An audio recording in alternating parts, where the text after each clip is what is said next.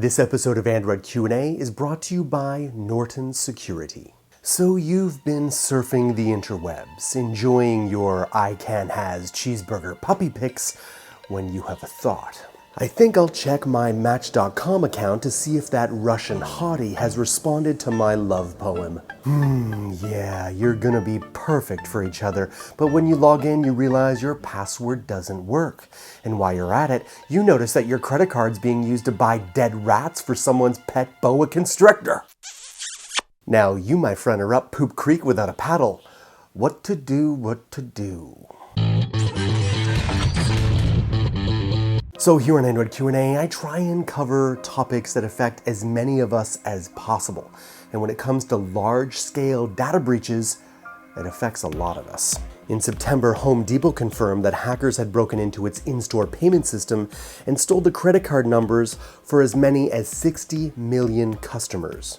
Target also fell victim when someone installed malware into Target's security and payment system designed to steal every credit card used at the company's almost 1,800 US stores. Now, for those of you who may be rolling your eyes at that, saying, hey, I don't shop at Home Depot or Target, or I don't live in the US, so that doesn't affect me.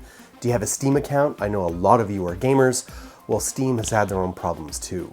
The Steam attackers used login details from the forum hack to access a database that held ID and credit card data. And if that doesn't convince you of the severity of the issue, even the US Postal Service fell victim to hackers when hackers had access to over 800,000 of employees' private information.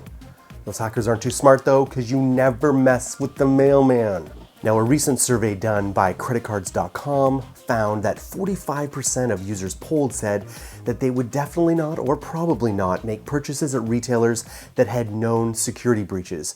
So that security breach at Target cost Target a total of $148 million. Ouch, that hurts. That hurts like so much like a technophobe that confuses his Facebook status bar with the Google search bar. So what to do, what to do? Well, today we're going to talk about how to protect your credit card information in particular, and let's start with number one. Immediately report to your bank or credit card company when you suspect a suspicious transaction.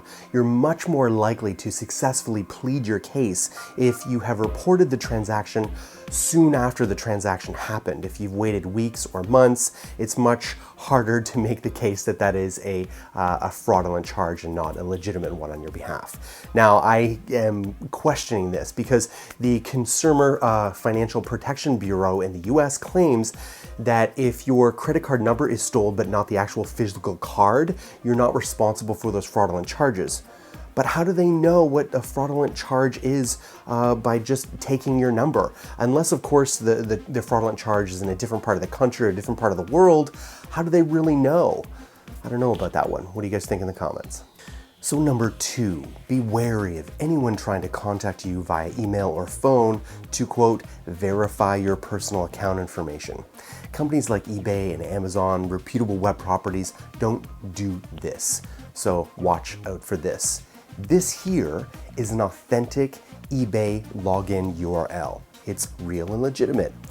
This is a fake eBay login URL. If you were to go to that address or click on that link and then log in your personal account information, you've now given it to hackers, and you can be sure they will be using it for nefarious means.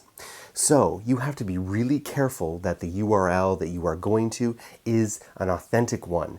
Hackers do a good job at taking or piggybacking off of reputable web properties like eBay or Amazon, Facebook and stuff like this, where people do log in with personal information like credit card and passwords and stuff like that. And because most people trust it, they don't look very carefully at that URL. You want to check that out. All right, and number three, if you haven't already done so, is check this vid out. I did it a couple weeks ago, all about online privacy and protecting your personal information, especially password protection. Really, go check that out, take care of it, and take care of the rest of your family, because I take care of you in this vid. Now, you guys should know that when it comes to online security issues like backing up your data or scanning apps that have privacy risks, Norton Security will have you covered. Make sure to check it out. Thanks for watching Android Army. My name is Jayce.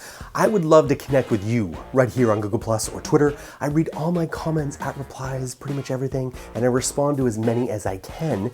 You don't want to forget about my brothers in Android, Josh, Joe, and the Tech Ninja Kevin, Lon, and Chris. And right here at the bottom, I do have a link to the security show that I did on how to protect your passwords and general security good tips. You want to check that out.